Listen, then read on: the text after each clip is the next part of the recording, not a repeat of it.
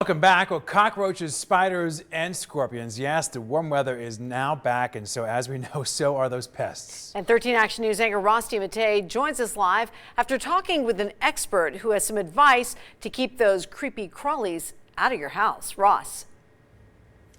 That's right, Tricia and Todd. For the past 3 days, we've been at or near 90 degrees, and when the weather starts warming up, that signifies to those critters to come out of hibernation, and that's probably why we've seen more of those bugs, so it's really not a surprise. But before you reach for the pesticide here and start doing that spraying, experts want you to know that there is a safer and more efficient way.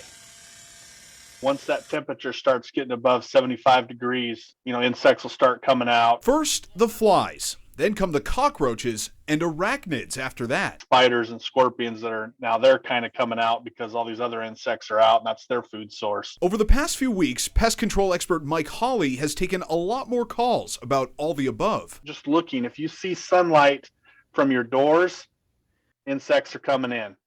Outlets on the exterior part of your wall, those can actually be a source of ingress from insects coming into your house. He says home sprays may seem like the simplest solution to keep the bugs at bay.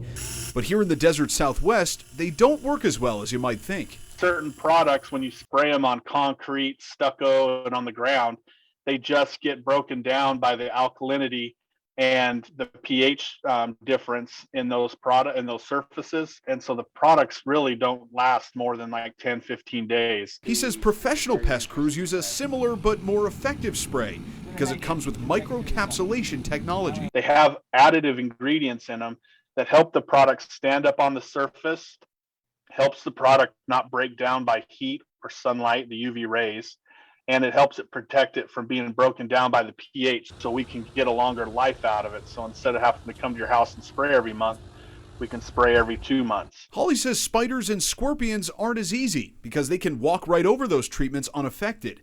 That's why he's so excited to start using a new product called Aversion right here in the valley. It actually is a coating that we can put around the base of the house. It's not a pesticide or anything. It's just a coating, and insects cannot crawl on it. So they can't crawl up into your house, and it's awesome. And it doesn't kill them. It just prevents them from getting up into your house from the ground.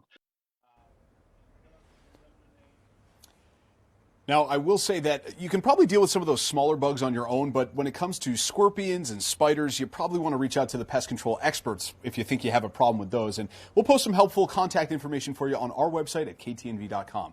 Todd and Tricia, back to you. Ross, well, now that we got everyone's skin crawling, I'm curious, are there any tips right now to keep those bugs away without using those pesticides you were talking about?